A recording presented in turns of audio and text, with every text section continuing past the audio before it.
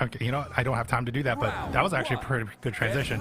As we got, I kind of like the green fit on Jorge there, but with Preecha's Wycry's Preecha going in full rush down right now into the combo and getting crossed up and bringing Jorge to the other side. A lot of damage there, Lobs. Woo! No, Wycry is on a roll. Just like, how many combos can I confirm right into? We'll just do that over and over and over again. Walking back and forth across the screen. Beautiful. Yeah, he wants his Domino's Pizza stat. That's pretty much why he's that's pretty much what it is. He just wants his food. He wants to get dinner right now. Oh, no, but looks like Jorge, there we go. There's that good old dunk there, catching all the way to the corner. Yeah, but Jorge's now in burnout. We're going to see if Wycry's going to be able to answer to that, but gets caught in a little bit of an anti-air. And now, oh, nice being confirmed by Wycry. Wycry's going to bring this all the way to the corner, gets a nice cross-up set up in there, and just keeps pounding, trying to get the guard break. Oh, is able to get it right there. Let's say put a stop to that. And is it going to be enough? With that, it will. It definitely is. Well, yeah, Wycry's gonna make sure it's enough, right? Yeah. There we go. This is one of the other waifus that has like just insane damage and wall carry. That sounds familiar. But I like how some of the best ones do. Yeah, some of the best ones do. I just like how they both match right now. They're both wearing the green. No neutral jumps there. Going in with the big, heavy confirms by Wycry. Now Wycry's going to more big bread and butter combos and going to go in there and see what's going to be the meaty setup there. And nothing going on, but with some good defense by Jorge. Oh, so let's say Jorge, very patient, waiting for their moment to jab themselves right out of that corner and throw. And throw and eat a fireball. Now Wycry's on set point. Get ready. Fight. There we go. Not just a commentator, because yeah, sometimes we see Wycry right here. And right there. And right.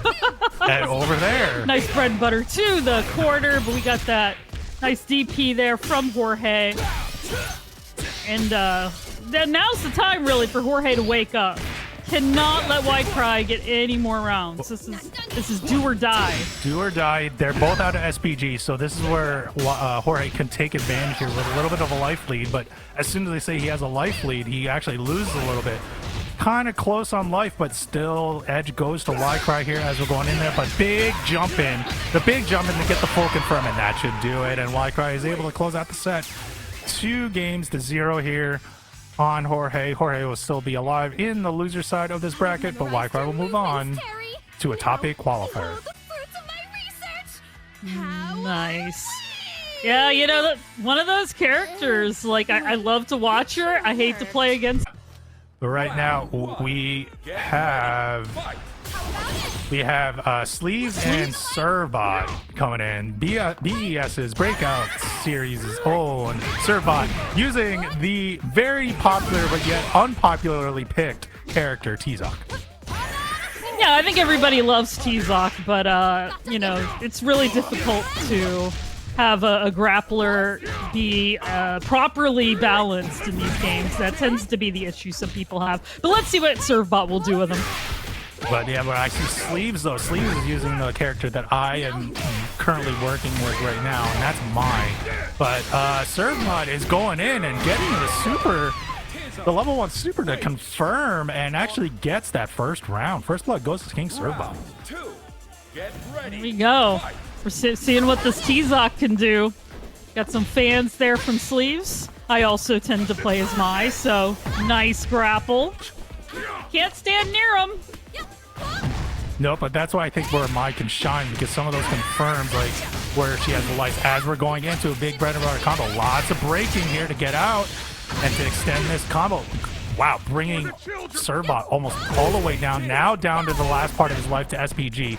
Nice reverse rev blow to sort of get out, but blocked as King Servbot's trying to take his turn back here. We're doing doing a bit of the footsies now. We got our back and forth. Gonna throw some fans. There we go. Try to get in. Nice belly flop. Ooh, rev blow is a good use of that. Oh, block just in time as well. King Servbot really making that life, tying up that life. Yeah. Big bait pretty much ties it up in life, and with Tizoc and King Servbot in SPG. But oh, big little counter hit. Let's see if, oh, and a big throw though by King Servbot. I think that was a command throw, by the way, so that ends it. And King Servbot with his Tizoc takes that first game. We'll see if how Ssleevess will react. To be continued. Yeah, no, I mean, with Mai's pokes and range, definitely there's a good chance for a Mai comeback here. But a lot of it's just going to depend. Can you stay away from that grapple? That's pretty much what it is. But like I said, the range on the pokes that Mai has, especially on the punches, it's just a lot. It's a lot of range where it might be just enough to not be to whiff those command throws for Tizoc, if you get the distance right. But my God, right now we got Ssleevess trying to get out of there, getting a huge life lead, but nice confirmed by Servbot on the anti-air, and now. You have to say, the life lead helps, but King Servbot can absolutely melt health away. We're seeing it right there. Woo! That was an awesome. That was an awesome super. Oh, such a great grapple. I know. I love it. I love it. They need to make it more theatrical like that. That was really great. Oh wow, what a shove, and to get that confirmed by Servbot onto Ssleevess. Ssleevess is in big trouble. You're already down to half life and already down, and basically has to survive and win this round, or Servbot will close it out and win this set. Ooh, there we go. It's a bit of a wild punish there. Oh, jumping over the rev blow. Okay, we're gonna get a full combo here. Oh, it didn't quite hit. Oh, that's a punish. Oh, geez. Oh, whoa! Those low lights actually was able to confirm out of that super, but the rev blow, the take my turn back move by Servbot takes that round and takes that game, and we'll move on to the top 8 qualifiers in his pool. Okay, that was fun. I don't know. Jeanet's parry is like funny to me. She just like, and Rondun, let's say Rock. I feel like all Rock pilots are like that, just gonna smother you out, and that's kind of what Rondun is doing right here already, just right in PoetryChef's face, you know? Yeah. Oh, it's called the Jesus pose, Servbot. All right, I'll remember to call it that. But when it comes to this, maybe someone in chat could remind me, like Wycry or anybody, but like, was it someone has like a broken fireball? I can't remember if it was Rock or Terry, like a broken EX fireball. Maybe Non-Factor can tell us, because as of right now, PoetryChef eats that big heavy kick, and Rondun gets that first round. Ooh, there we go. Just trying to put a stop to Rondun's run up there from PoetryChef. Nice reverse. Yeah. Got that hip up. I shift. Would I want to be parried by that? I am never going to deny it. Like, that's just me. But then again, I'm a degenerate. Oh, ooh, nice big jump in by Cross Up with PoetryChef, and big punish on the DP miss. And this is not looking good for Rondun. Maybe going to level 1. With a kiss. Indeed. Oh, I love the Jenet. We saw a nice, this very good bread and butter combo there. We go Rondun, trying to reverse this even in overheat. Oh, no, just defend there. Oh, whoa, nice little, that was like a weird rev blow that stopped the anti-air. Wild punish, not confirmed. Yeah, it was a really good use of the throw as well. There you go. PoetryChef is able to use the rev blow to get out of there, and then is now tied up here in this first game, and we get a little trade on the lights. Oh, but the big neutral jump ends up being a cross-up, and we go into a little bit of a Oh god, big bread and butter combos again. When is it gonna end? Oh, it never does. Once Jenet has you in the corner, like it's ooh. That Rising Storm, that was the attempt was there, but ooh, PoetryChef just punished. Yeah. And took the first round. Let's see. Oh, big trade on the neutral jump, and now here comes Rondun. Rondun's using the light to connect, going into more of the combos. Nice big overhead with the Superman punch, but gets the throw in and puts PoetryChef in SPG, but less than half life.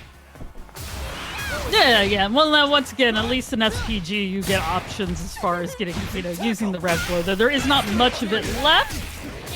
Let's see. This might actually take out Rondun's SPG as well, depending on how long this Jenet combo goes.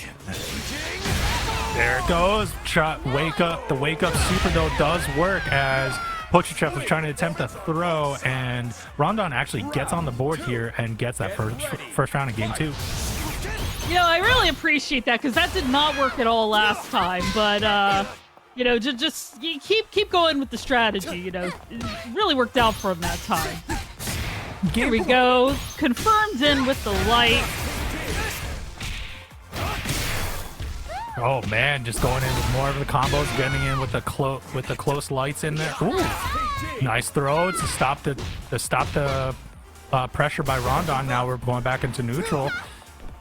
Now we're trying to see who gets the full confirm. Nice little rev blow by PoetryChef to get his turn back. Nice neutral jump to kind of get more of a combo in, and now that will close it out. And PoetryChef gets on set point. Yeah, you tell him, Raiden. Heard him yelling back there. All right. Nice start with the cross up into the command throw. It's going to stick to the corner. Ooh. Oh, what a backdash by PoetryChef to get the space and get the whiff out, and now gets into a combo. Whoa, did a small hop to get the confirm. Sorry, I appreciate the patience on that throw. Waiting for, feinting a move, right? Yeah. But we're going to get the full combo here, including the cinematic moment. The nice little hidden gear. We're going to watch this. And boom. Boom. Not dead yet, but Rondun is in dire straits right now. Has to do something. Oh, this could become a good comeback. Big whiff by PoetryChef. Gets to use some of that. Nice throw. Oh, is this it? Is this dead?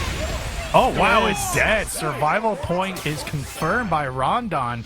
Even with the hidden gear done by PoetryChef, Rondun ties this set up 1-1.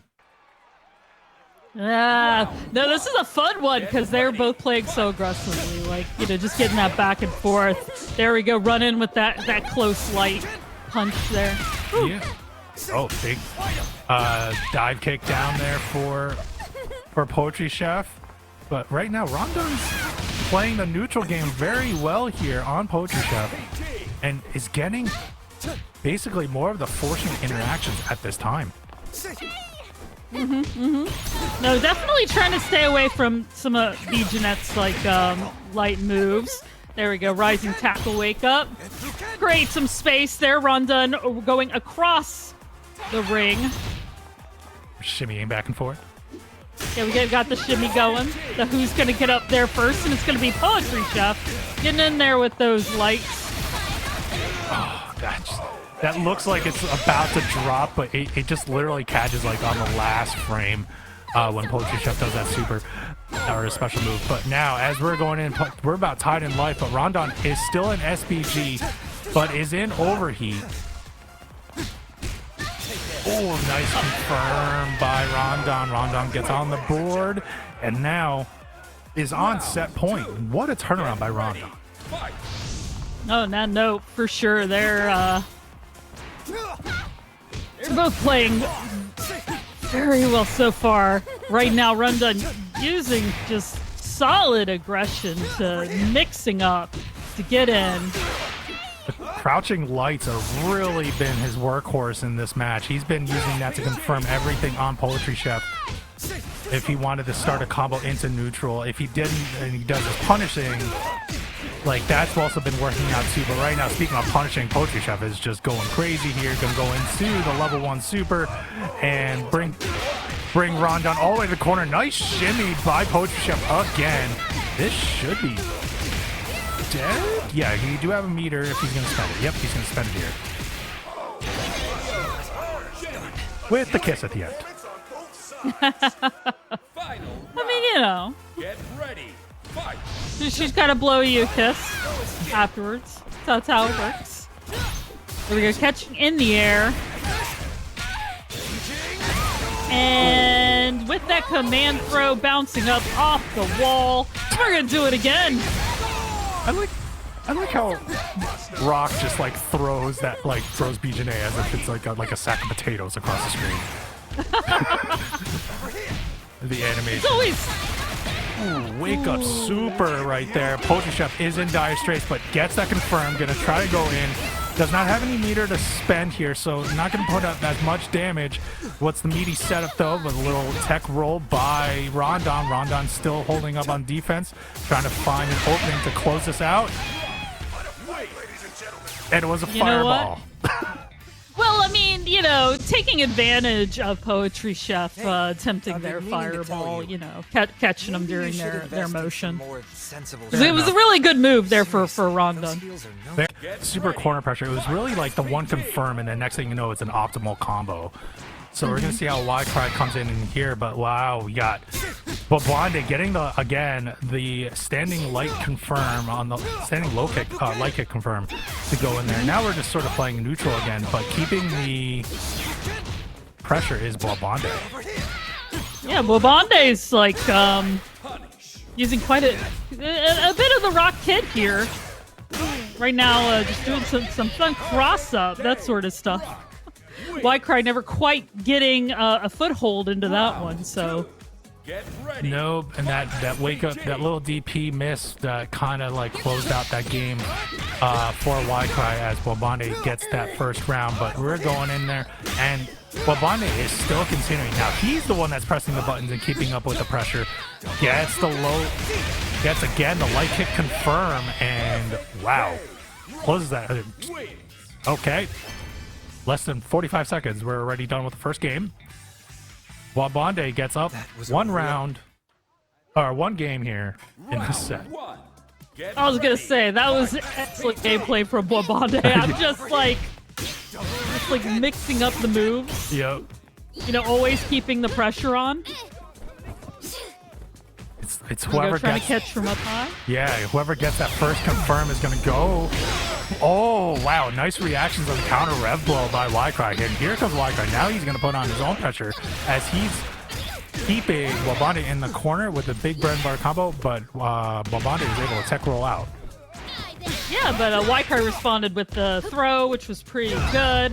Bwabande, though, already starting his mix-up, got his own throw, and put Wycry back in the corner. With a a raging storm as well, just for the... Nice little throw by Wycry and space out with the setup, with the fireball setup, but it was not to be on there as Bwabande was able to get the low kick from him and is able to get on set point. Yeah. Ooh, we got another rev counter there. This time Bwabande winding up on the better side of that. That's the danger of using them. No, right? Ooh, back in the corner with you, Wycry. You're in timeout corner. You're in timeout corner right now, Wycry. You got in trouble. What did you do? Because Bwabande is like mad right now, and he's just going, wow, big confirm by Bwabande on the standing lights, and that does it. Bwabande is going to move on into top 8 of Breakout Series week 17. From a fight, but Woo! That was fun. Play a role in that. Oh, Kain! I like to see Kain. Everybody else hates him, but I like him. Well, I know why you like him, so but we don't have to go into Hey, that. we don't even have to see how with that whole conversation we just had gone. It's Kain. Well, Kevin is not here, so he's not going to call you out for stuff. So Fair enough. I have to see how Surfbot's Tizoc deals with this absolutely aggressive Kain here. Oh my god, WDQuezada is just going crazy. But it's kind of the opposite of like, this is probably the best anti-character for Tizoc, or to play against Tizoc, because this is a zoner. Well, a quote-unquote zoner. Like, Kain does just as well up front in your face as he does far away. He's got it all. fair enough. I was gonna say his game plan A, like his option Can A. be, absolutely can be a zoner, or is a zoner, but it is like a zoner and right. Ooh. Oh, gets caught with that level 1 super big fireball, and now going in there with the debuff, and now keeps going. Surfbot's in the corner again, can't really get out of the pressure, but uses the Reblo to get there. Now here he comes with his own bread and butter combo, and yeah, we're gonna. I think he just spent it all just to give us the cinematic. I think at this point he just wanted to get WDQuezada off of him. Like, fair enough. And the get off me button is here. We're gonna use it. We're gonna jump open the fireballs. No. With that throw, we have WDQuezada going on, or winning that one. So King Surfbot's gonna have to find a way to deal with the absolutely aggressive Kain there. Well, it is an aggressive Kain, but I wonder if Surfbot's gonna actually like use it. No, never mind. He just reset it, went back to Tizoc. He was never gonna change characters, and trying to hold up on the defense, but like he got QuezAda just getting some of these confirms. Nice overhead by QuezAda and trying to get out of there. A nice little comeback pressure off. I can't talk today. I was gonna say. Well, nice that whiffed flash kick. At least got some damage on the board there from the punish. Oh. Words are hard. I'm like getting beat up just by my own words today, but that's all right. But right now we got QuezAda now on set point here. See how Surfbot's gonna able to react and respond, but eating all this damage right now. A nice rev blow or EX move by QuezAda. Another crouching light confirmed by QuezAda again, going into the little baby combo, going into level 1 super, and that will do it. Yeah, QuezAda It just had a counter to everything. Yeah, I know. I mean, I'm glad we got like the one big cinematic moment, right? Yeah. Like we saw a little bit of Tizoc being able to do something, but no, WDQuezada just seemed to have a lot of rock. A lot of rock. It's so funny how that happens. And right now we got Mixup trying to go in. Remember, Kevin has basically his 2-touch Charlie, basically can kill you in 2 touches. So Skeme has to keep on with this pressure and then get Mixup off of him, and he is doing a pretty good job of that right now. Already putting Mixup down in life. There we go.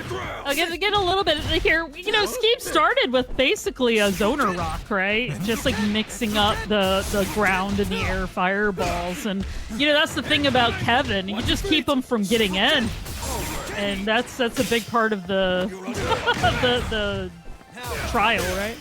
Oh, it's a big part of the trial. Oh, this is not looking good. That's a lot of damage. Oh my god, is this dead? Oh, no, it's not. Almost! Oh.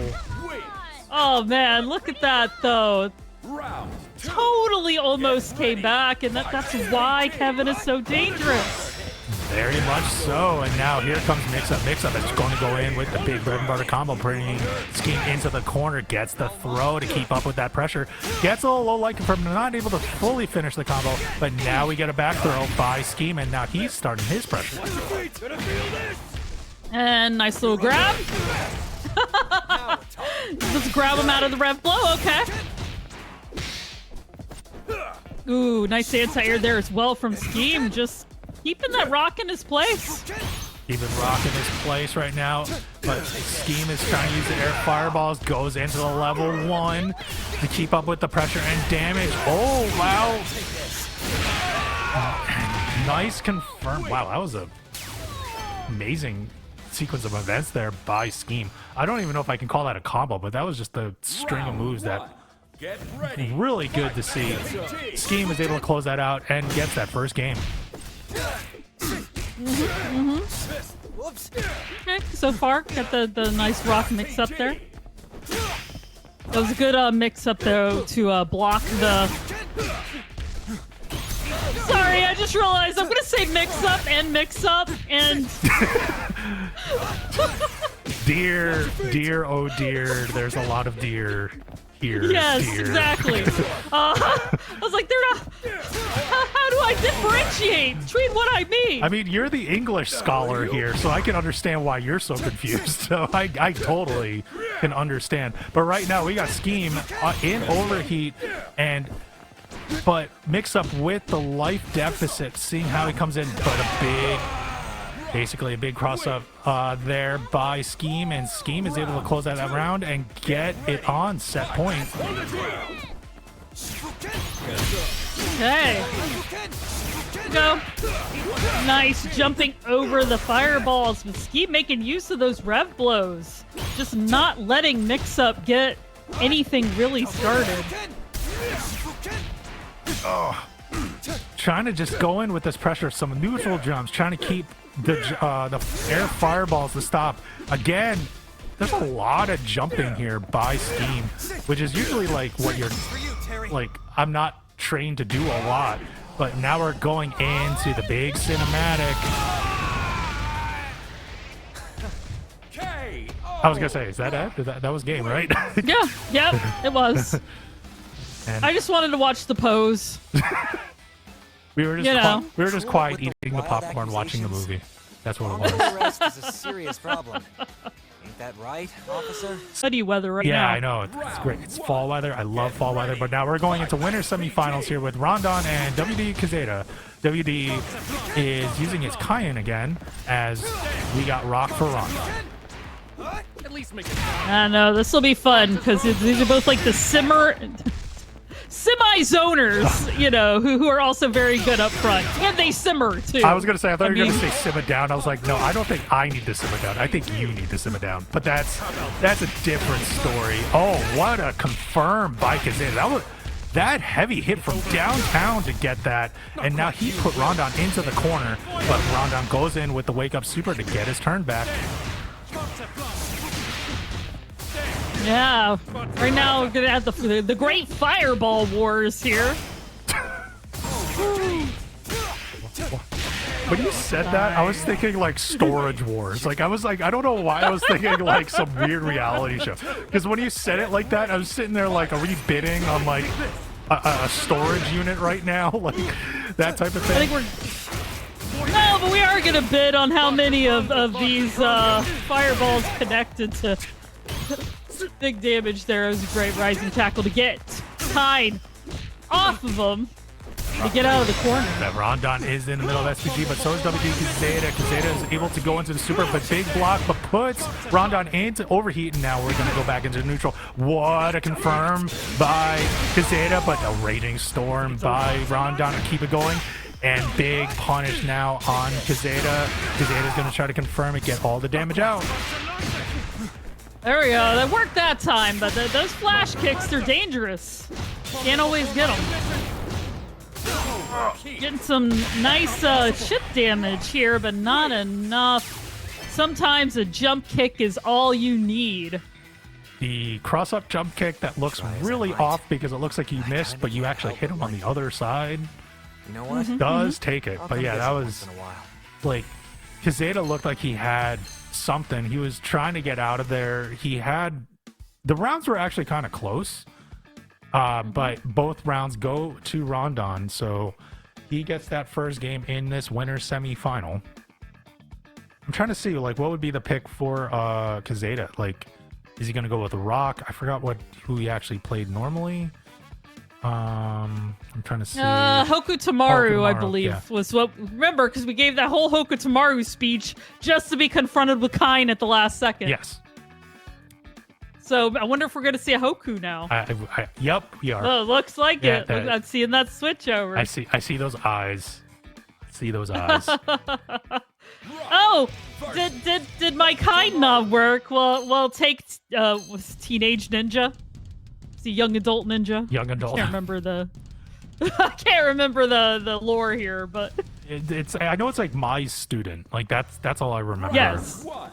Get Maya and ready. Andy. My and Andy's student. Yeah, correct. And Mai's like super obsessed with Andy to the point of like it's scary. Yep, has been so for many games. Very much so. Rondun saying, I don't know how to deal with Hoku, and that's to put you in the corner. Let's keep it out there, but here's what Quezada does: is wait for his opening, goes into a big bread and butter combo, try to break some of it out, but was not able to fully extend. But the teleport trade, wow, that was a really odd interaction. But more teleports there, but Rondun was able to use the overhead kick to sort of reset back to neutral. Ooh, just bump him right out. You know, trying to low confirm, and the just defend. Wins. That's what I mean. Something really cool happens on screen while you're talking. No, all those just defense to Rondun. Yeah. Somebody. Yeah, Rondon's actually just showing off something like he's noticed the frames. Nice space out a little bit, gets a little bit of a punch, not fully confirmed though, and Quezada's able to come back here, but a wake up DP rising tackle by Rondon to get his turn. Goes into the level 1 super, now puts Quezada in the corner, and this looks like it's gonna do it, and does. Rondon finishes that out and punches his ticket to winners final for Breakout Series number 17. My veins is to get even stronger. Maybe. And I don't know about top. I'll have to look and see what other people are saying. But Rock versus Rock. Here we go. Rock versus Rock. One with black hair, one with blonde hair. We'll see who kind of goes in here. Ooh, nice little throw by Bwabande. Bwabande is the one in blue and black hair, while Skeme is in red, showing off his Canadian roots. And wow, Skeme is going full force, keeping Bwabande in the corner. Just throw in the corner, do it again.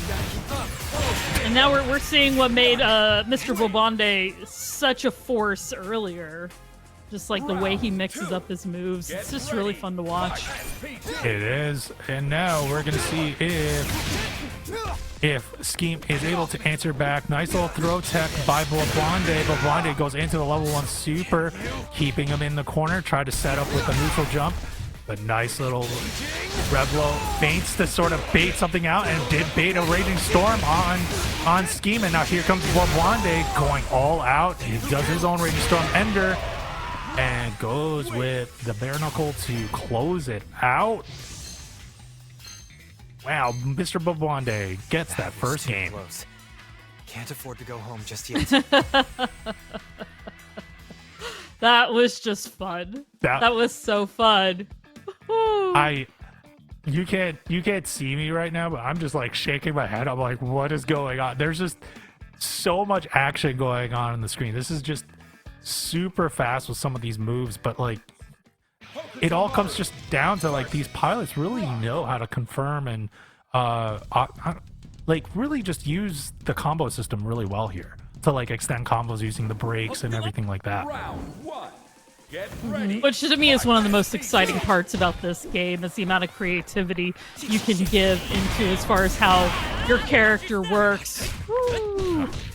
That was a great rev blow there, almost sort of like faked him out, drew him in just to do it. Yeah, it's just to show that like Skeme did change characters, went to the Hoku, is gonna try to close out this set, to win this set with his Hokutomaru using the teleports. Probably this could be the anti-play that we could be seeing.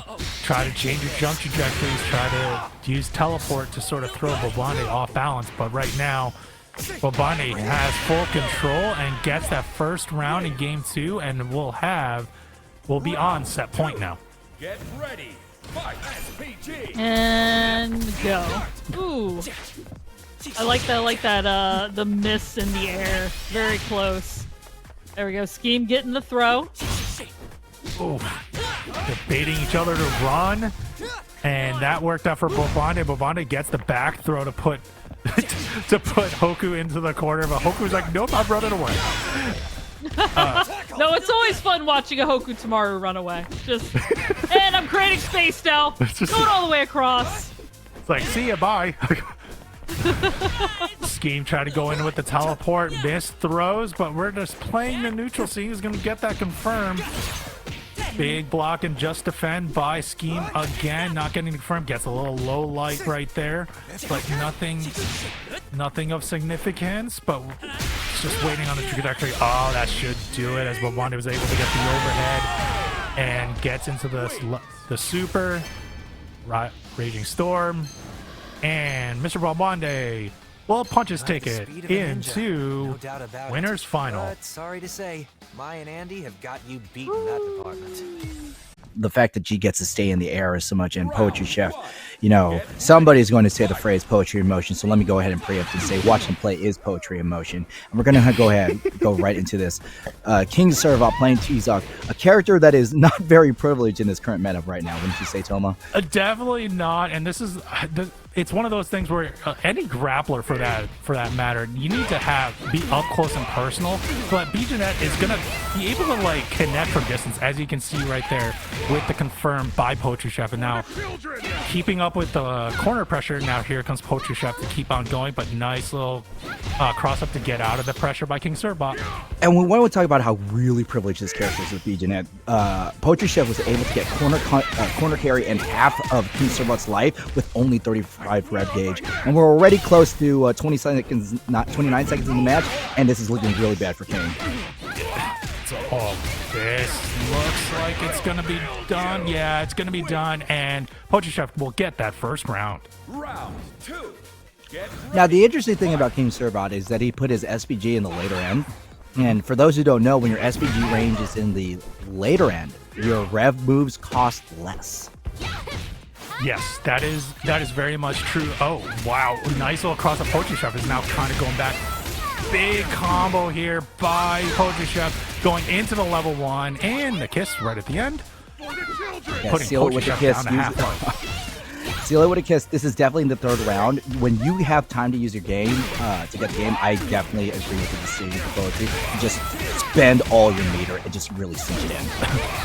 Oh man, even use the parry to extend the combo, and this is not gonna be dead, but down to basic. One interaction left. With just topping it off with the big throw with the slap at the end. And PoetryChef is able to get that first game in this You're saying nothing is winners. Is this winner semifinal? Yeah, no, I remember seeing King Servat's name in the lower bracket. I thought it was losers round 1. So as we're gonna go there, but it is still first to 2 regardless. And now we're going to go up. Again, we're talking about the range in the pokes, and the big heavy, the far heavy by PoetryChef is able to connect, and Servat with the throw, and it's not looking good for Servat right now, Cap. Yeah, I like PoetryChef's constantly using the neutral jump to option select. King Servat wanted to jump out of the corner, and PoetryChef is still ready. It's just really unfortunate for King Servat because anytime he's just being cornered or comboed, he's just going coast to coast on these combos. Yeah, you even saw like Servat was even trying to do a Reblo, but was interrupted by a throw like PoetryChef. And now, again, you called it, like he's using the neutral jump to try to do a round open neutral jump by PoetryChef, but this is actually more working out for Servat as he's now putting in the pressure, gets a suplex throw in there, keeping the corner pressure in. Missed anti-air by PoetryChef, but now the tides have turned. Oh yeah, I really don't know about how King Servat crossing himself up into the corner. PoetryChef laying down the thing. Great just defense for King Servat. He really understands the strings. He did not get this far for nothing. Wouldn't you say, Toma? No, he's gotten far with this, but it's just, big whip throw. Servat tried to get out and try to do a combo, but again, PoetryChef with the timing. Oh, but nice big throw, command throw by Servat to put it down, and gets another bear hug throw to close it out. Gets on the board here and now is on survival point while PoetryChef is still sitting on set point. Now that was really good conditioning from King Sirbot. Every time King Sirbot got a knockdown, he was doing the cross-up splash. So right there, Poetry. Oh my God! Wild punish with the dodge. Going to the dodge attack, but the big parry again by PoetryChef and try to start up the offense. Now we're kind of seeing the game slow down a little bit right now, Cap. Yeah, we are, and King Sirbot is really trying to find this way to open things up. Now, things are going to get really interesting for King Sirbot. This combo will take him into SPG range, full SPG range, so as long as... Wow. I didn't think So you could... I was... PoetryChef actually preempted me where King Sirbot had access to the rev blow, and PoetryChef had that parry right on lock to just really seal the deal. Is that like a frame? Like, forgive me. Oh, I really do. Like, I want to play him in there.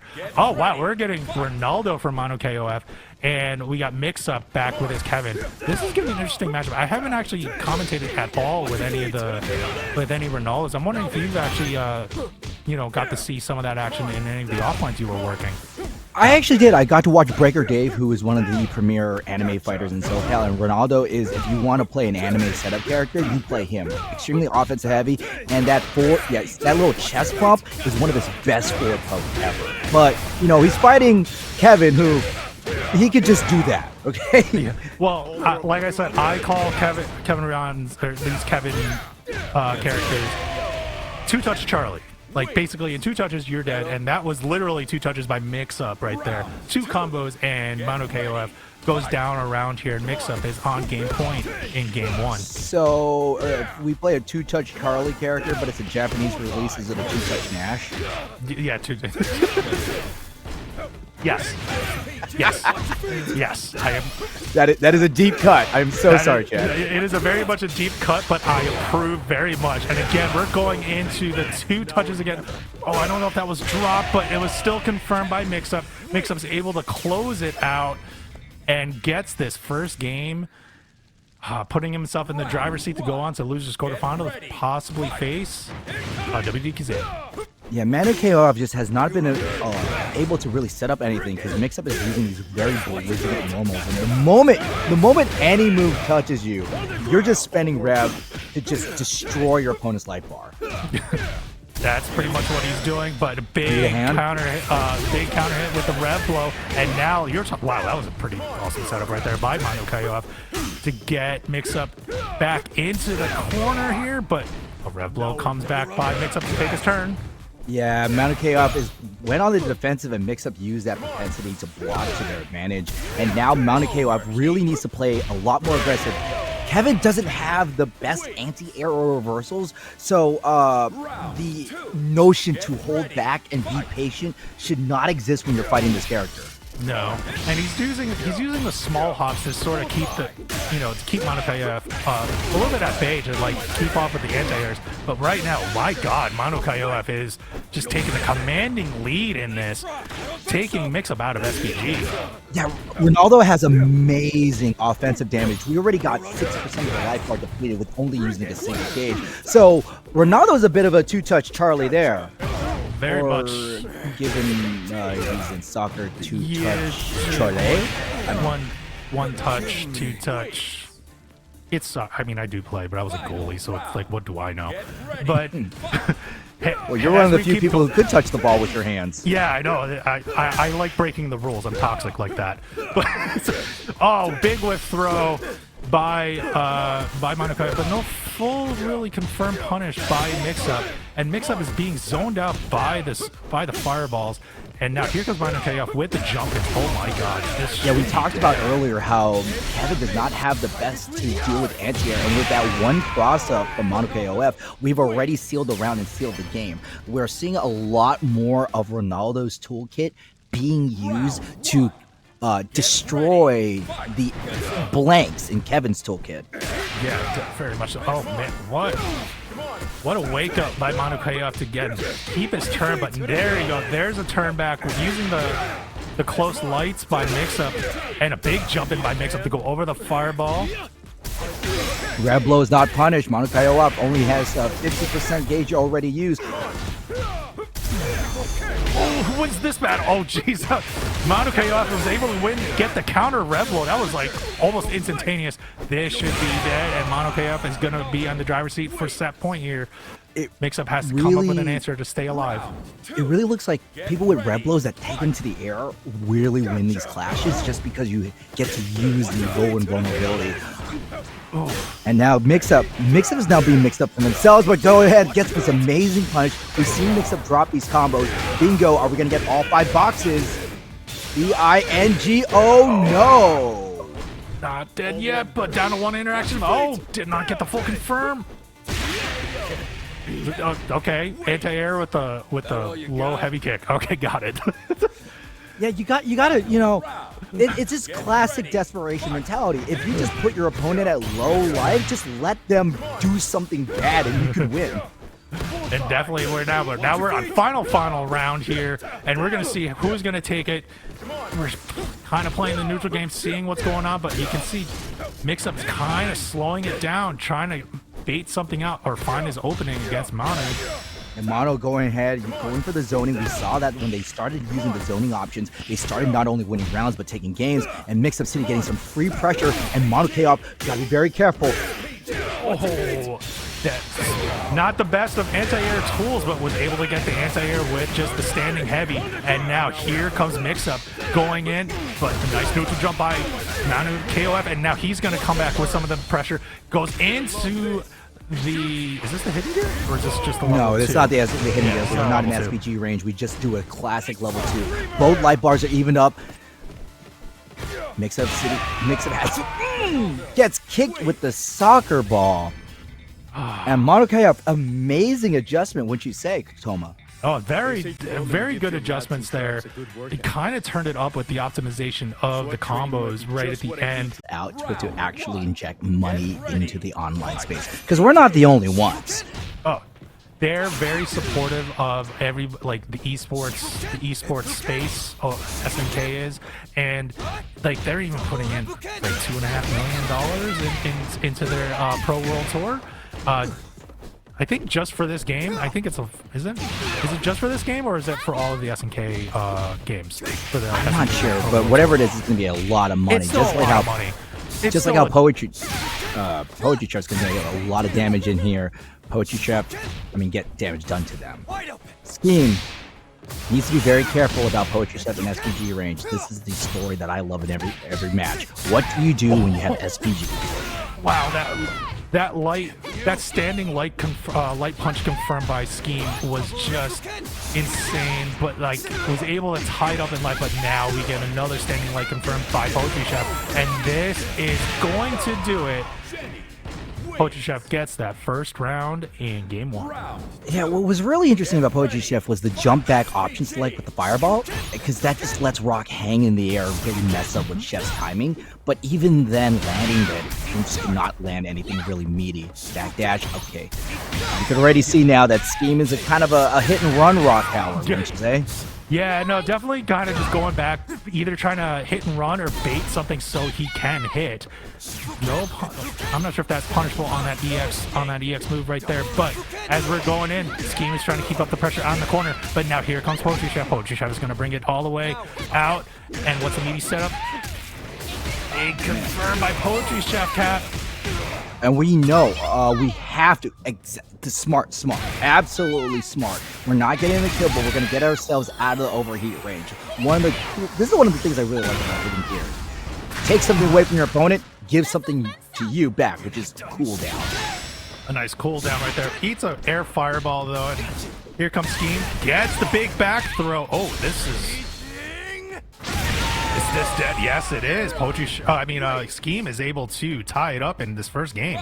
Wow, what a conversion and comeback by Skeme to take that Not round. to mention, because of both players using level 2, this final round might as well be round 1. Yeah. So basically what you're telling me is pure SNK. Like just no supers, no nothing. We're just gonna go right at it. Bare knuckles. Oh, big confirm again by PoetryChef. And that's one of the PoetryChef specials, using that low, that overhead for frame kill to really mess with people's timing. Skeme though, if he, We're just going to go ahead with the quasi-burn knuckle and Skeme with an impressive first game over Poetry. Yeah, no, Skeme representing Canada with his Rock Howard fit, the red and white vest that he wears. Yeah, you know, I kind of want that Canadian health kit too. Yeah. I just want the poutine, just to be honest. Like that's me. Yo, poutine is so good. Have you ever had beaver tails? Yes, I have. Okay. Dude, I grew up like an hour and a half from Canada, so like from Montreal. So that's oh god, you know what? You know who does not like Canada right now? PoetryChef. PoetryChef is going in big bread and butter combo, going into the level 1 super ender, and now is putting Skeme into a pickle in the corner. Is this dead? Yeah, this is the classic PoetryChef combo. Though, if PoetryChef is doing bread and butter, is Skeme doing poutine and fries? Yes, poutine. Well, poutine is fries. But Poutine is nice fries. Then what's the gravy? What do you the call gravy? It's just the gravy. It's gravy and the cheese curds. I'm trying to find a good analog, equivalent of bread and butter for Canada. But yes, I haven't found. I mean, if he was Australian, it would have been a Vegemite sandwich, but that's fine. By the way, Star says it answered your question, Toma. 2.5 million in City of the Wolves. For City of the Wolves, right? Just for City. That's what I thought. And that's amazing money right there. As big whip throw by PoetryChef. But PoetryChef is in control in this match if we're talking about life lead. Nice big little punish, but no full confirm. But a big bait with the Raging Storm. This is going to hurt on Skeme. And I really like the timing of Skeme going in with the approach to punish the Raging Storm. Typically, supers like that are hard to punish, especially at that distance. Oh my god, EX, OD, whatever. Oh, the drop! Drop! Oh, the rising tackle hits and confirms a nice little weird shimmy, but a shimmy worked. And there's a punish again by PoetryChef. And PoetryChef closes out game 2, and we'll tie it up, and we'll go into a final game here. Cap. Now, those rising tackles look pretty high. Were those heavy rising tackles? It looked like heavy rising tackles. Yeah, they were heavy. Those are heavy. They were heavy, meaning that Skeme chose not to break. Either that or forgot. Yeah, and that was, I think he just wanted to connect with the full combo, but was not able to right there. Oh, and trying to go in. Kind of about tied up in life, but PoetryChef still has SPG available. Great just defense from PoetryChef, but still, there's the break to the hard edge. Classic combo. PoetryChef still has a little bit of rev gauge, and that's what happens when we do not delete the SPG all the way. Just defend to rev. Just defensive rev going into the level 1 to continue that combo ender, and now we're going to keep going. Nice big overhead elbow. Using the rev guard to sort of stay alive here by Skeme. Skeme's trying to zone out, trying to get in there. Nice back throw again, and now try to get another throw. And nice confirm, and now Skeme has the lead here and is on set point. Beautiful call out from Skeme. PoetryChef just wanted to jump forward to get a little bit of extra space, but we were just ready for the rising tackle. These overheads by PoetryChef are just his lifelines here. Trying to go in. Oh, but the Raging Storm was just good timing there, Cap. That's going to be a big opening for PoetryChef. PoetryChef does have a lot of resources. We have 2 to our name, and we're going to spend 1 of them. We know we're not going to kill with it, so we're going to keep that other one just for emergency. That's good. That's good meter management by PoetryChef. As we're going to keep going, he has a great life lead. Is he still able to close it out? Back throw, though, by Skeme to keep up the pressure. Now Skeme has the upper hand, uses the rising tackle to get it out, uses the Raging Storm to close it out. Wow, I seriously thought PoetryChef had it, but Skeme seemed to just take that out from under him. Skeme will move on to losers. You're extremely knowledgeable in what you do. Freaking radio. That is classic. You're doing that stuff live. But we are now live with WDQuezada versus ManuKOF, and this is the first time and not the last time we're going to see Kain, who's pretty much the JP of this game. Right down to the purple fire. But he's more handsome. He's a more handsome version of JP. Hey. Silver Fox look is in. Victor, JP. But I'm just saying, I'd rather... I'm gonna say it right now. I prefer Kain. Okay, that's just me. That's just me. I do prefer him. But oh, what a wow! That hit, big miss on the big flash kick by WDQuezada, and ManuKOF was able to get that confirm on that miss. Wow, that was really quick. As we were just sort of like putzing around there, Cap. But like ManuKOF is taking full control here. Yeah, this is what happens when you whiff a big TP in this game. I mean, whiffing TP in any game is bad, but I really feel like combo openings in City of the Wolves are so much more expensive. Oh, wow, and what a jump and big bait, I would assume, by ManuKOF, and now we're going into, this is the full cinematic. We're in still SVG. Yeah, this is the full cinematic. Is this dead? I do not think so. It's not going to be death, but this is the type of move you want to land with a live audience, so you can hear everyone yell, "Shoot!" You think it's over? As a goalie, I've always hated that. But because anybody that would score me that would do that celebration, I'd get a little annoyed and get salty. But ManuKOF should not be salty as he gets that first game and shows off. You were right. He has, these are anime-esque setups that Ronaldo does have. That is, they are insane. I feel like I'm watching Guilty Gear right now. They are. They are really insane setups. Anytime you have a fighting game character that could act independently of a fireball, and that fireball moves really slow, that's when things get bad. But Kain also got those anime setups, putting the orb behind you, and you know what? Yeah. F anime. F it. Hey, Miss Quanda, we're going just so raw. Raw Shoto. No, he's not a Shoto. He is a striker. He has Shoto moves, but the dude's damage output, like Marco's damage output, is just insane. And he plays it like a rushdown. It's like saying Ken is a Shoto, but when you realize it's like, nah, he's not a Shoto. He's really a rushdown character. And that's what I think of Marco as we're doing like straight up full screen fireball zoning moves. Ken using the red bull to eat through and armor through Manu, and oh my god, yeah, I can see it right now, totally. Quezada, how do you pronounce the name? I say Quezada, or just go WD. Just go with the first initials. That's a radio trick that I used to do too when I used to do hockey commentary. So just use the first initials. That usually works too. So WD takes it out right there. Well, okay, their name might be WD, but we're really applying some WD-40 because we really got that rust out of this game. But you see what I mean, though? Like, yeah, he has Shoto moves, but he's going in and full-fledged rushdown.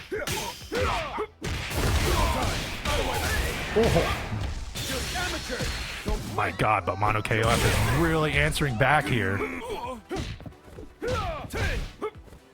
As we when will we see the DP? That's what I'm wondering. Reblo to get the knockdown.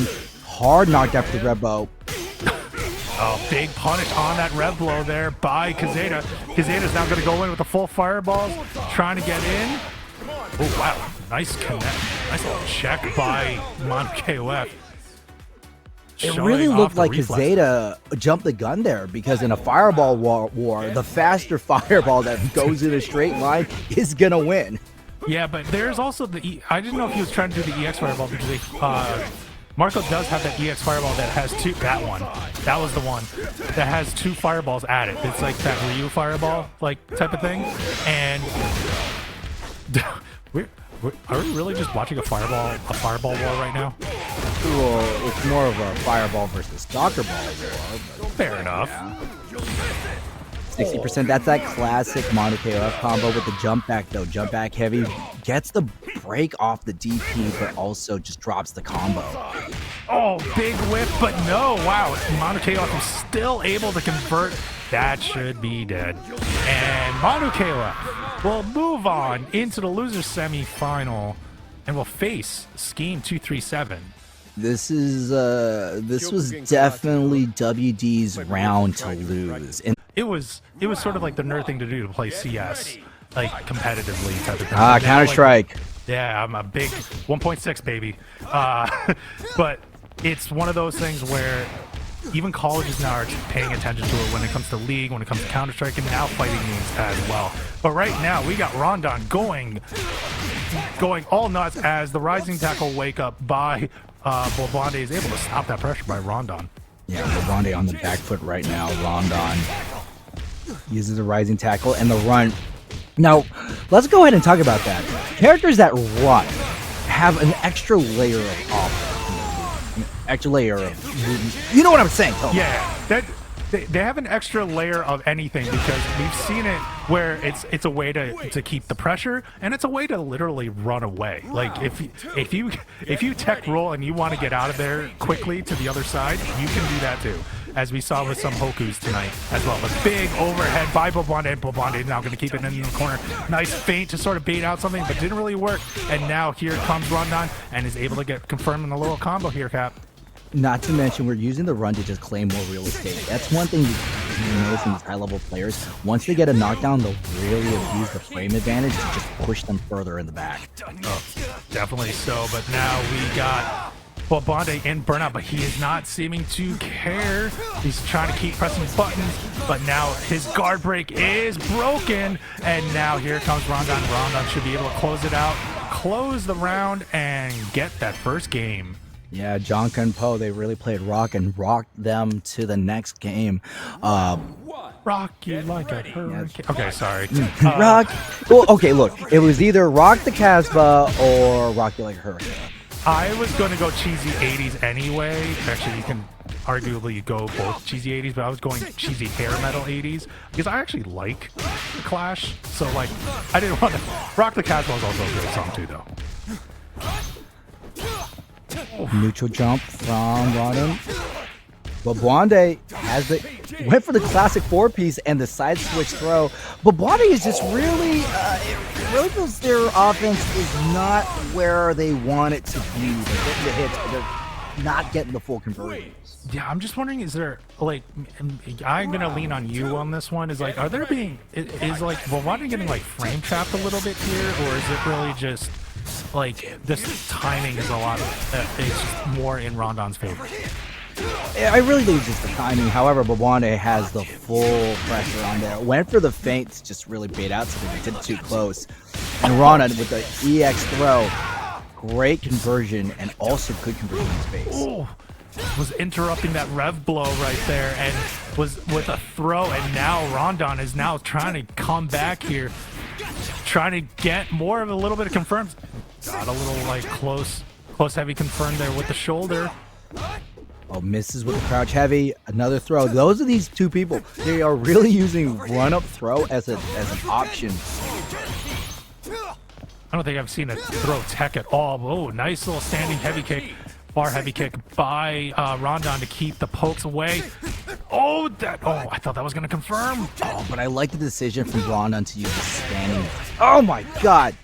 Anyway, Rondun had a great option to use the standing light kick because that just has a great horizontal hitbox. But, you know, Bwabande won that one. Yeah, Bwabande got that one, and Rondun tried to do the Raging Storm, but he's gonna have to watch this movie a little bit. And remember, folks, this is winner's final, so this is a first to 3, so we have games to play with here. Yeah, Bwabande uses the hidden gear. We don't see too often, but hidden gear will deplete the rev gauge, allowing Bwabande just a lot more rev meter to play with.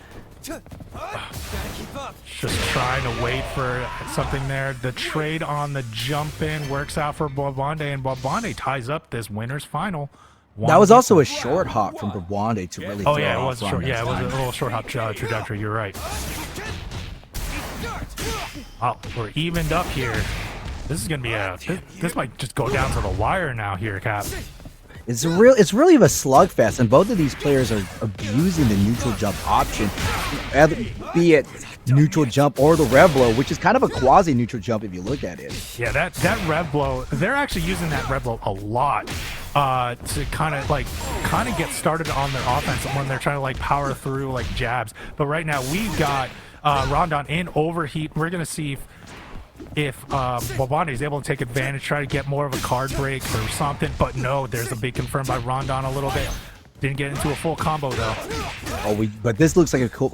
That looks like a standard 4-string combo, and unfortunately for Bwabande, that's not exactly the kind of combo you want to be ordering in this situation. Oh my God, we actually got to see the little blink in the run. Yeah, we did. Oh my jeez. Well, Rondun gets on the board here in game 3. First round there, blocked on the red blow, little jab flow, but no full conversion, but a rising tackle to stop the pressure by on Rondun, as Bwabande is keeping him in the corner now with more air fireballs and just using feints to try to bait something out, but nice answer back by Rondun to get his turn back. I got the red blow, but didn't really get anything out of it. Another red blow. These red blows are just packing on a little bit of damage. They're burning out the opponent. I mean, yourself, I don't really feel like they're the optimal choice. Oh, we'll see how it kind of goes. Oh my, nice wake up, nice little Raging Storm timed right there.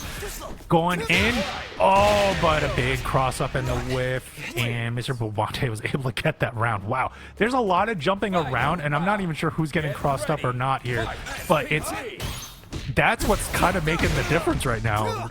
Well, at this moment, if you notice that Rondun went for the same exact run, teleport, setup, throw, but Bwabande called it out with the jump, and jump is throw immune. So that wasn't just any jump, and that was the I got you jump. Yeah.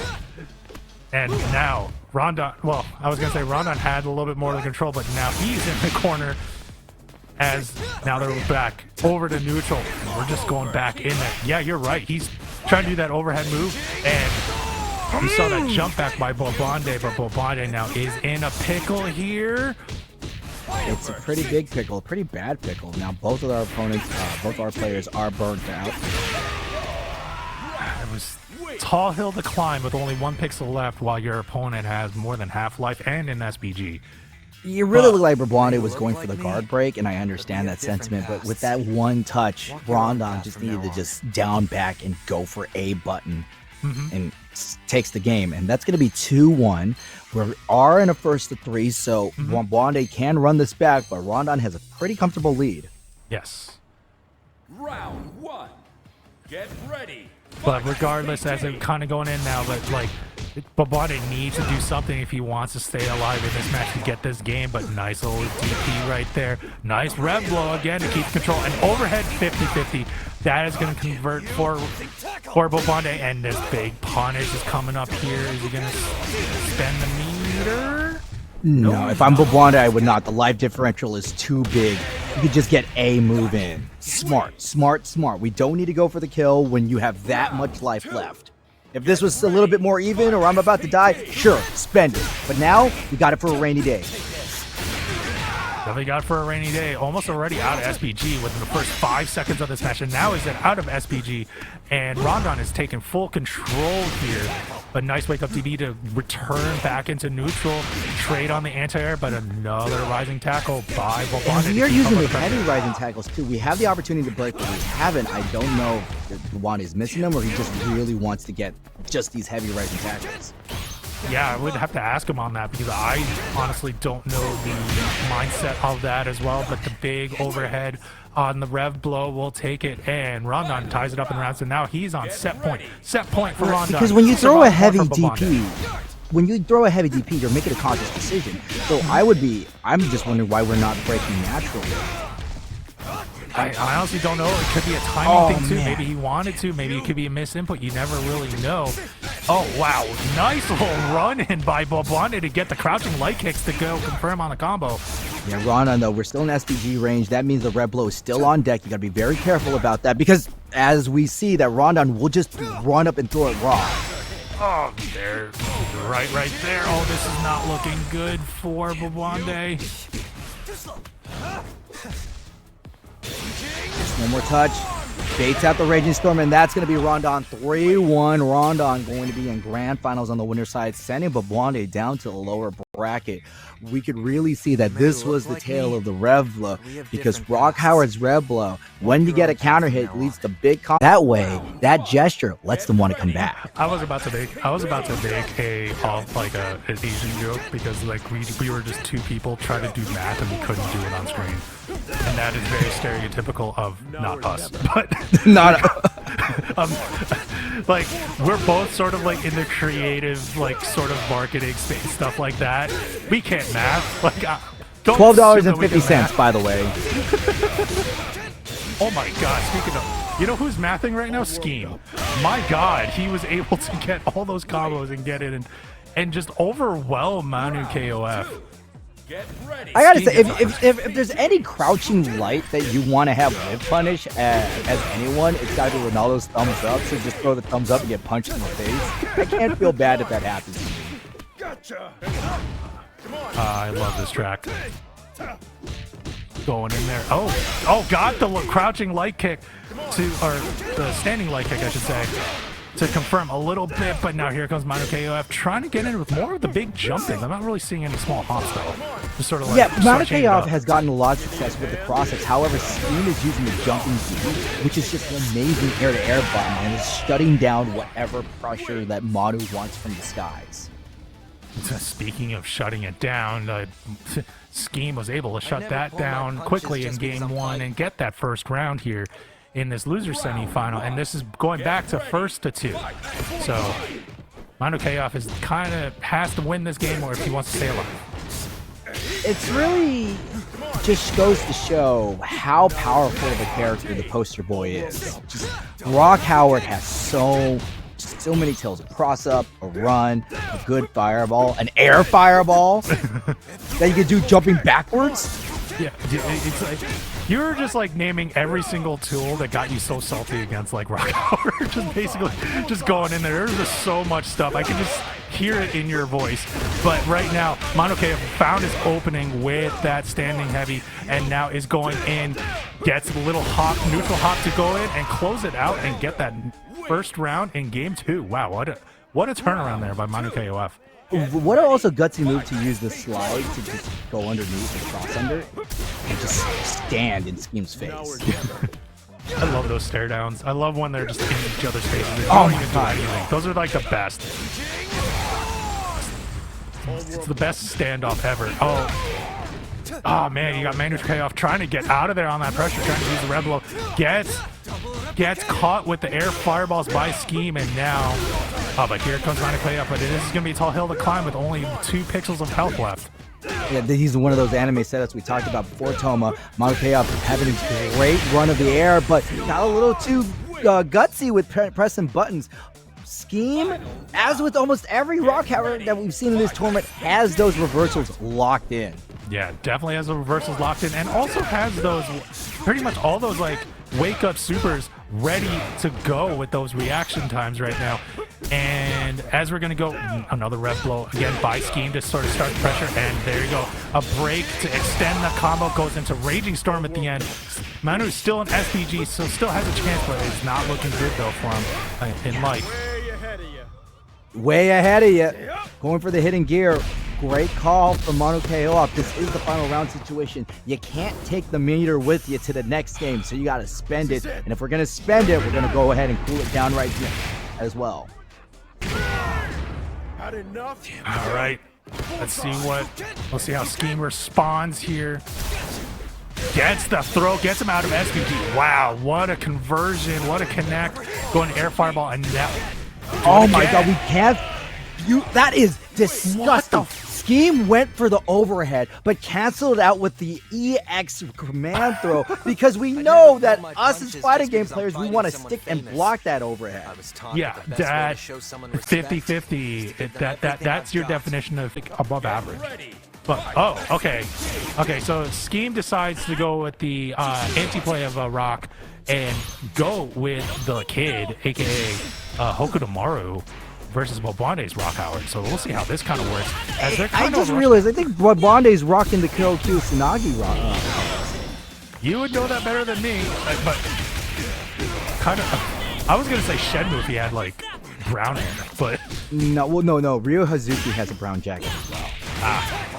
Going old KOF. What game was he originally from? Was he Art of Fighting? No, Kyoko Tsunagi was in King of Fighters. He was the poster child. I think a lot of people like me but first did got he turned come on from to the character. Did he come from an original game?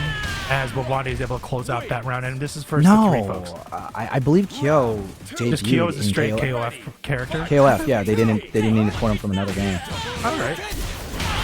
My SNK knowledge is a little old, and I don't remember too much stuff. But nice little jump back to avoid the throw on Skeme, but Skeme still eats a throw by Bwabande, and Bwabande is keeping him in the corner, holding the rev guard to try to find an opening. And now here comes Skeme, gets the anti-air, and going into a bread and butter. What's gonna happen, Cap? Well, right now it's going to be a fake out from Skeme. Skeme, though, that's the reversal, tricking Bwabande into hitting a button. And now Bwabande jumping forward, no anti-air. And this should be the round for Skeme. Oh man, those lights are yes. Those lights are downtown. extremely difficult to do. I have tried them in training mode. They're hitting from downtown too. Like they're literally hitting on like the very last pixel of like the hitbox. Oh, but right now you got Bwabande taking full command here. Oh man, this could be. Oh, I thought he was going to. No, it's going to be one more interaction from Bwabande. Team has a tough hill to climb. They do have the proper corner positioning and no rev to their name, meaning that they could really push the gauge and go forward. Oh, that's going to be death. That's Bwabande. No, he's just a child. No, but he's a child that I like. He's that obnoxious child that you really just. I don't wish violence on anybody, but you really. He's that kid in the ice cream counter that you're just like, come on. Come on, man. Yeah, that's what I feel about Hokutomaru. Did you ever watch Fist of the North Star? Yeah. Oh, that. Okay. Classic. I need to know, Toma, as another old guy, how did you feel about Barton Lynn? I was like scared. Like, remember, I was like really. It was as an old guy. I watched that when I was young, so I was so like freaked out because like my dad's like, here's a cartoon, and then I'm watching. I'm like, I was like scarred for life, and then I watched it again. So like that's just how it became one of my favorite animes of all time. But we go back to the Rock Lee mirror. Shout out to Captain O'Fun. Okay, no. Hard edge to rev blow for the hard knockdown. And that's one of the reasons why we do rev blow to knockdown, because we could just bait out anything. As much as I made the shout out to Rock Lee and Naruto, just as long as this match does not turn into the Forest Saga, I'm fine. See, I totally dodged that. I'm a One Piece guy. In fact, I'm playing the One Piece TCG, and that's destroying my money. Well, yeah, that's why I'm not into trading card games. But then that's because I know that's just gonna kill any of my disposable income right now. But we got those backwards fireballs, jumping fireballs by Bwabande that is actually taking a lot of life out of Skeme. But now Skeme is now doing that meta. Nice little jump in to get the confirm. Nice block. There should be Billy punished. What was interesting there was that we had the just defend, and the interesting quirk about Mark of the Wolves is if you get one just defend, you could just mash it to get the other hits. Wow. Hard edge. Do we have enough? No. We're going to be one more interaction for both these people. Who's looking for the hit? Light fireball for any carelessness. However, Skeme, slight life advantage, jumps back, but the Star C catches him in the air. God, that far heavy punch is just like Round one. what? Oh man, that was an anti-air too. Yeah, it was an anti-air far heavy punch that just sort of got through there. And now Skeme is, you know what? He's just gonna go all out. He is down 2-0 here in losers final. It is first to 3, but he is in dire straits, and now he is just trying to take control, just wanting to put in all the pressure and try to get this first game quickly on the board.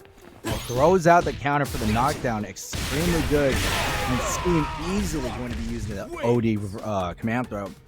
Rock Howard's command throw is so deceptive. If you could combo off of a command throw, I feel like you're cheating God, right? Comboing off of any throw, let alone a command throw, is already cheating. But regardless, as we're going in, like, again, slowed down a little bit. Skeme waited for a bit spacing on that short hop and was able to call out Bwabande, and is still keeping up the pressure there, even though he lost his turn. Yeah, we saw that Skeme use the reversal option. That's one of the cool things about Mark of the Wolves. If you just defend, you could cancel that and opening with a special move to take your turn at the expense of the rest. Big rising tackle by Bwabande. Bwabande goes into a Raging Storm to keep up the life down there, and this is not looking good for Skeme, who's going to close it out. Oh, well, Skeme can take it, though. Wake up Raging Storm. Wake up Raging Storm. I believe you could parry that in the air. Or just defend, you mean? Yeah, just defend. Yeah. But right now, Bwabande is on set point here. Gonna ask for that run back if he can, if he's able to close it out. Baits out a Raging Storm again, but no full punish. You can really see that Skeme is not letting themselves be conditioned. Even though we're blocking big moves, we're still throwing even bigger moves on top of it. Farsi conversion. Skeme doesn't have any meter. That means we're just gonna have to hold this overheat. Oh my god, neutral jump with the hard edge. The heavy hard edge allows Skeme to stay alive just one more game. Tacking on that extra hit. Getting that extra hit out. We got gets on the board here. 2-1 for Skeme. Is he gonna just keep going? And he does with the rev blow, but a rev blow comes back and it was a counter hit, so this is going to be a little bit big damage. Get Skeme out of SPG as Bwabande and Skeme are back into neutral. Yeah, but Bwabande has 94. Okay, drops it down to 90, 85. They were so close to being burnt out. And now Skeme so close to being killed. Farsi again with the anti-air, so ridiculous, but Skeme challenges with the crouching dude. Oh, I thought he was blocking there. I thought Bwabande was blocking, but he eats that Raging Storm, and this is not looking good. This should be dead, and it is dead. Skeme gets on the board here for game 4. Gets round 1. We are so close to tying this up right now. Skeme has unlocked a new gear of offense. It's just, I don't care what you're doing. I'm going to run my game. I'm going to be belligerent and being aggressive. And Bwabande says, hey, you know what? You want to press on me? Try to block this. Yeah, and that Bwabande, it is a mirror match, so Bwabande kind of knows the toolkit that is being thrown by Skeme, and then now he's trying to run, trying to get some feints, trying to bait out something. Gets one of those fireballs to connect, and this is not looking good for Skeme. Skeme gets floated out, keeps his position in the corner, but gets a rising tackle to get out of there and reset to neutral and gets a command throw out. Yeah, we're back into the neutral. Skeme, though, has to be very careful how they approach it. They don't have a lot of life, but they don't definitely have the meter. Now Bwabande tied up. Whatever advantage of Bwabande have is slowly being taken away, especially with Bwabande overheated. Guard break and loud flood. There's the guard break, and that is going to close it out. Skeme. What a comeback. That was less than a minute and a half of him just pressing buttons. You may look like He me. said, screw the tempo. Like, I'm just going to go all out. And it Yo, worked out for I him. know, Bwabande was playing swing, and I think they just started playing your rock and roll music, Toma. Put some hair metal in there.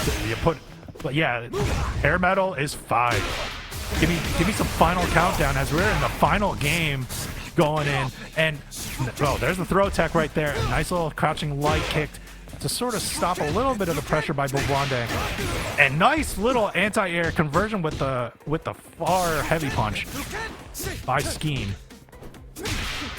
Live bar at the even. Jump-ins are so risky in market levels, and you can see why. You can jump in and eat a full combo. And Skeme with the classic Raging Storm. Uh-oh. Can we dial it in? Can we get this round? No, not quite. Bwabande still has meter. We could close it out, but uses the reversal. Oh, jeez. Oh, gets it confirmed there. That's not dead yet, though. We're down to one last interaction. Going for chip. Oh, wow. What? He missed the fireballs with the DP, but gets punished, though, because the DP missed. Bwabande is on set point here. I understand what was happening there. Skeme saw airborne jumping animation, but because it was the air fireball, it took it out of the trajectory of the lightning tackle. Oh, and now Bwabande is putting his game plan into full gear here, and now is just going in with the feints. This is not looking good for Skeme. Skeme needs to do something. Gets a command throw over there, trying to get out. Trade is almost unfortunate because now we're down to 1 pixel left. Yes, Skeme knows that Bwabande has these reversals. Went for the sidekick reversal of their own, but no, Bwabande uses patience and allows Skeme to make the critical error, ending their run of the tournament and having Skeme finish at an impressive like me, third place. Third place. Okay to know. Like that's how you. You need work. to know. Like that's how you work when you're working with people to make it look smooth out there when you're on commentary. But now, regardless of commentary, we're now in grand finals. Bwabande is coming up from the losers bracket versus Rondun, who only needs to win one set to close it out, while Bwabande has to get two. And we're on the train, and we're back to the run back from winners final. Yo, speaking of Naruto, that definitely looks like the Hokage Mountain in the background. I'm looking at the little duckies, like just like waddling along. Give me Duck King! Duck King! I want Duck King! Duck King! Now, these two squared off before. Rondun was the person who sent Bwabande to the lower bracket. Bwabande is playing hot, and one advantage about matches in Sea of the Wolves is since they're incredibly short, Bwabande doesn't really have much of their stamina depleted. Yeah, very much. Oh, little jump back heavy punch to close it out. Yeah, it's classic tool, classic anti-air tool, or air-to-air tool, I should say. And Rondun gets the first round here. Yeah, I want to really drive it back to how short these matches. Tomo, you play a lot of Tekken, and you commentated even more Tekken. You know those games go gruelingly long. Yeah, they can get. Well, it depends on who you're seeing and facing. But the meta now is starting to become more like Tekken 7, where we're resetting to neutral, waiting for the bait to get the optimal combo. But right now, this game, which I love so much because it reminds me of hockey. It's a non-stop action that we're seeing right now, and as you can see, Rondun was able to get the ground fireball to go and connect and get that first game in. But like I said, that game that we just saw, Rondun with 2 rounds quickly, I would say 45 seconds in game.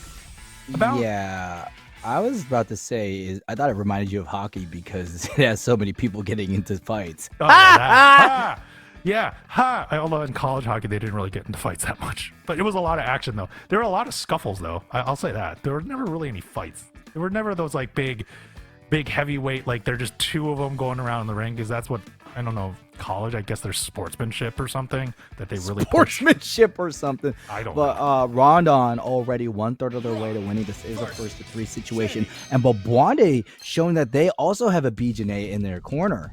God, like is the meta now is like Jenet? Like I'm seeing a lot of her. Like now that she is becoming like a regular pick now in these brackets. Well, it's a twofold decision, Toma. It's partly Jenet is good, and also as we saw in the previous game, it's the I don't want to play the mirror. Oh, I mean, I just like looking at her, but that's another story for another day. But regardless, what a confirmed by Rondun there to get the back throw, and now trying to see nice catch by Rondun, and now going into a full combo, keeping Bwabande in the corner. But Bwabande does a little bit of the classic anti-air and then switches it up and is now doing his optimal combos. Now this we talked about this previously when we had the mirror match where one player will know the toolkit of the other. But this is another situation. Since Bwabande is a rock main, they know the toolkit, but they're playing from a different set of tools. Get ready. Yeah, I wouldn't say she's straight up meta Kentrey game, but I'm just noticing her usage as being a lot of it. Or yeah, maybe you're right. Maybe it is loyalists. I'm not really sure. I'm just saying, just straight observing, I'm seeing a lot more of them out now than I did earlier in the seasons. I mean. Jenet has been a very popular choice for Honda. I'm going for a more aggressive style, and the counter hit from Bwabande is going to get this full counter. Sending Rondun. We don't have enough meter to destroy the SPG range. That means nope, I spoke too soon. No more SPG, no more red blow. In this case, no more life. That usually is what happens when you're about to say something and as a commentator, and then next thing you know, the next second just before you finish saying it, it's gone.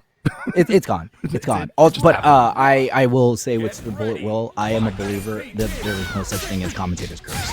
What? No.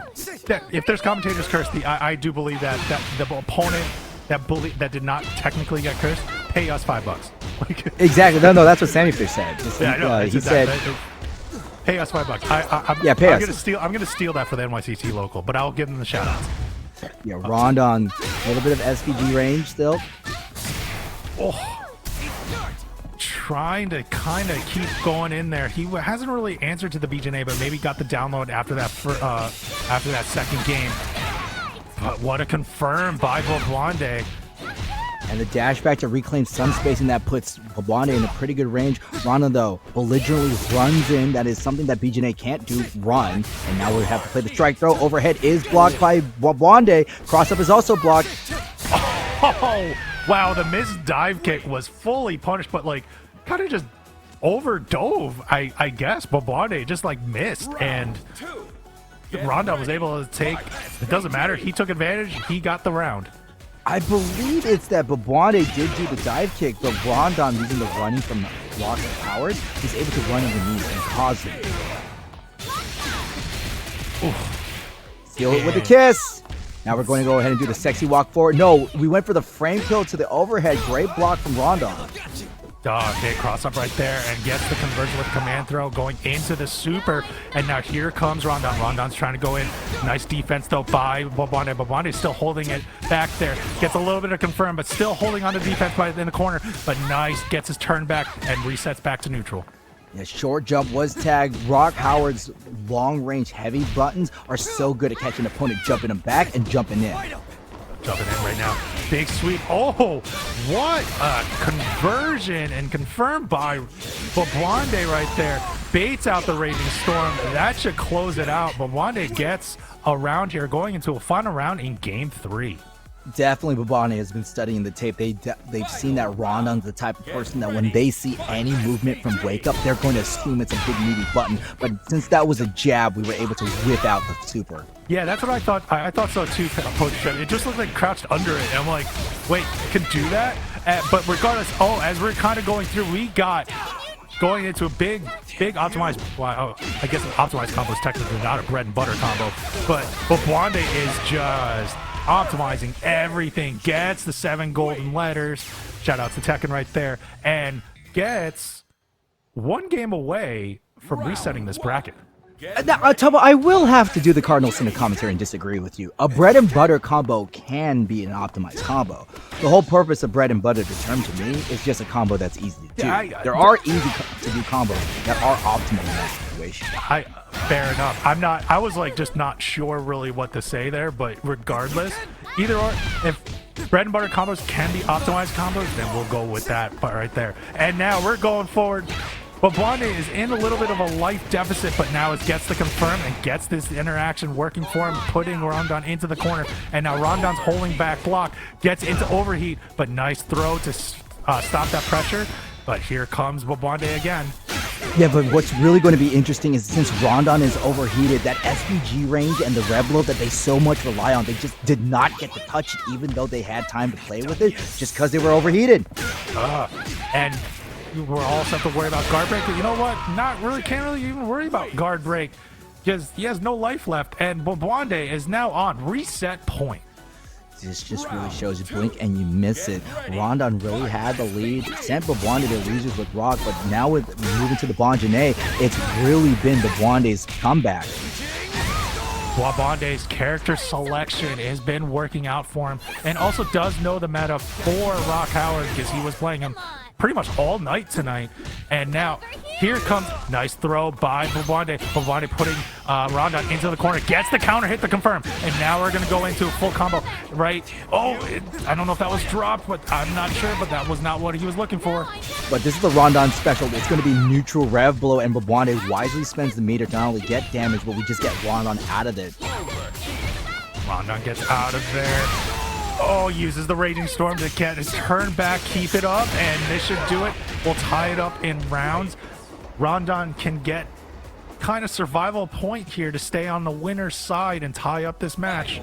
We really just want to take one game, tie it up, stop this momentum. There have been situations where you let your opponent feel extra confident. In this situation, they're going to use that confidence and run right all over you. Right now, as Rondun is being ran into the corner, we have SPG. That means the red blow is going to be on deck, ready. The only question is, when will Rondun do it? God, here comes Rondun going in there. Sometimes you just need to calm down too. So when your opponent has the momentum, you get a little stuck into some buttons or some patterns that hurt you more. But now it looks like Rondun's able to answer back, kind of going calmly there. Nice block on that rev blow. But a whiff rev blow by Rondun. Now here comes Bwabande. I don't believe this will kill. No, it won't. But we're getting This down to will. one little interaction. But yep, you're right. That would. And we are resetting this bracket. We're going to a grand final reset. Rondun, Bwabande for the third time tonight. Oh, man. It's It's First really of funny, three. Toma. You predicted Poetry in Motion to be in the final round. You were half right. We didn't have Poetry in Motion, but we did have We have a a BJNA. BJNA. Yeah, we have a BJNA, and I have a feeling they're gonna stick. He's gonna stick to that pick because why change Poetry it Chef. now? Why did I say Poetry in Motion? Poetry Chef. Well, because you like me. We try to think of bits, and that was a bit that you were probably thinking of at the time. Poetry Chef, Poetry in Motion. Why not? Either or, it's fine. But it's been a great Monday night here. We are, looks like I don't know if we're switching characters or switching stages or something, but while we're waiting for that, make sure you guys finish up doing the exclamation mark match arena. We do have some codes left out there, and I do see a number of you in chat. So please claim those codes right now. We still are at 33 codes left. I'm looking at the chat right now, and it seems Rondun said that their controller disconnected. So the reason why he had that break was just to reboot things.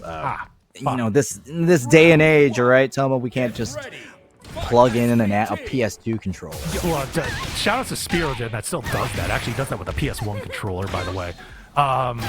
He uses an adapter into another adapter. It's like kind of crazy of like the number of dongles that come out of that PS5 when I see him in tournament. Oh, what another confirmed by Bwabande. Bwabande is just keeping up with this pressure right now and goes more into Rondun, keeping him in the corner. Rondun has to use some rev guard to try to hold it off and get the pressure and just get the space back. Yeah, both of these players are using the far seats for a head and whip punish, and the power dunk from Rondun was ill-calculated as Bwabande is going to go ahead and slam this level 1. Oh, Here down. we go, strike throw. A small hop into a jumping light kick to close it out. Jumping B. Jumping Bs typically are great buttons for jumpings and air-to-air just because they're so quick and cover so much ground. Especially on a small hop like that, it's even quicker just because of that the jump art.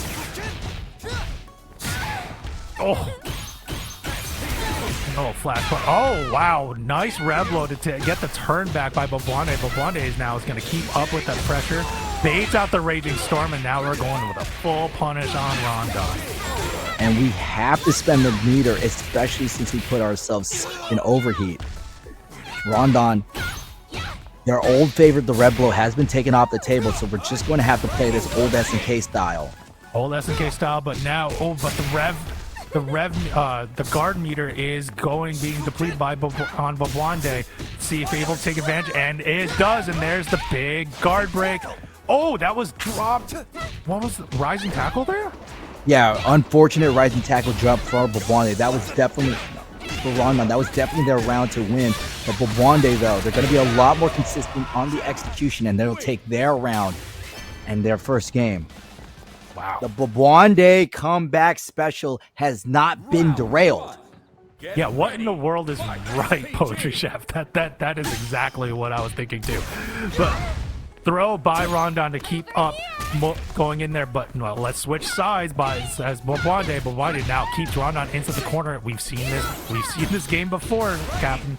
I mean, we've literally seen this game before. It was the previous step before the reset. Yeah, I know. And we're still on a train. At least I like the background this time. It's not a barren desert. Oh. Wow, Rondun. Excellent. Rondun. That was all off of a called out throw tech from Bwabande. Get ready. Jeez. And now, here we go. Bwabande is going to go out. Oh, gets thrown by Rondun. Rondun gets the jumping back light punch to go in. But a rev blow by Bwabande gets a turn back. Big. I guess that would be more of a whip punch in the back by Bwabande. And now gets another crouching light kick confirmed to go in. Oh, man. Rondun went for the double or nothing special. If I did it once, you're not. Oh, a third time. Rondun fishing for these counter hits. They don't care how much rev gauge they spend, but still, Bwabande sees through their offense plan and even sees through their reversal attempt. And this should be dead and is. Bwabande ties it up in game 2 of this grand finals reset. Bwabande has been on a tear. This Jenet, it makes you wonder, why didn't they play Jenet early? Well, his rock was also just insane earlier tonight. It's just that he's facing another rock pilot that probably knows his moves. I'm not saying that Rondun might not know that matchup, but it's definitely a little unfamiliar at this point. But I think on a reset, hopefully Rondun found something to kind of come back.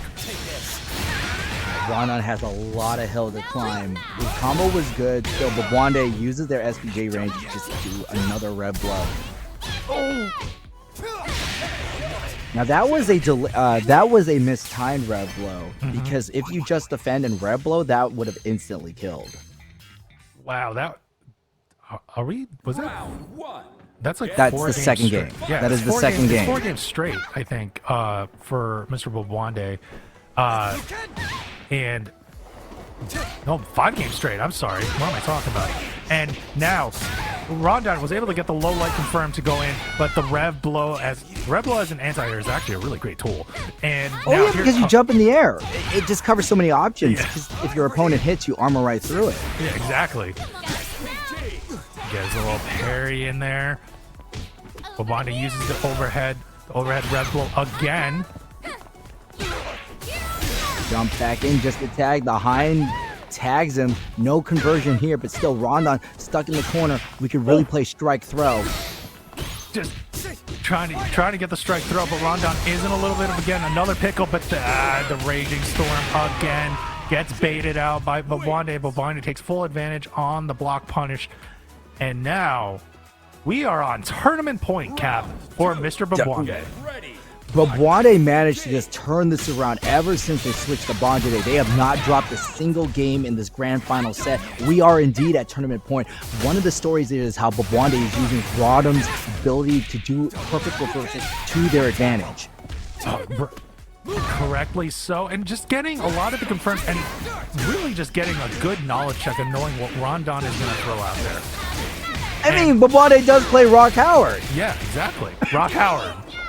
Not Rock Lee. Moving backwards. No, we're going to stay in. Oh, just delayed it. And with this one combo, Bwabande is now your Week 17 Breakout City of the Wolves champion with the Jenet. Yeah. Good job, Bwabande. Good job, Bwabande, with your Jenet, a.k.a. Jenny. That is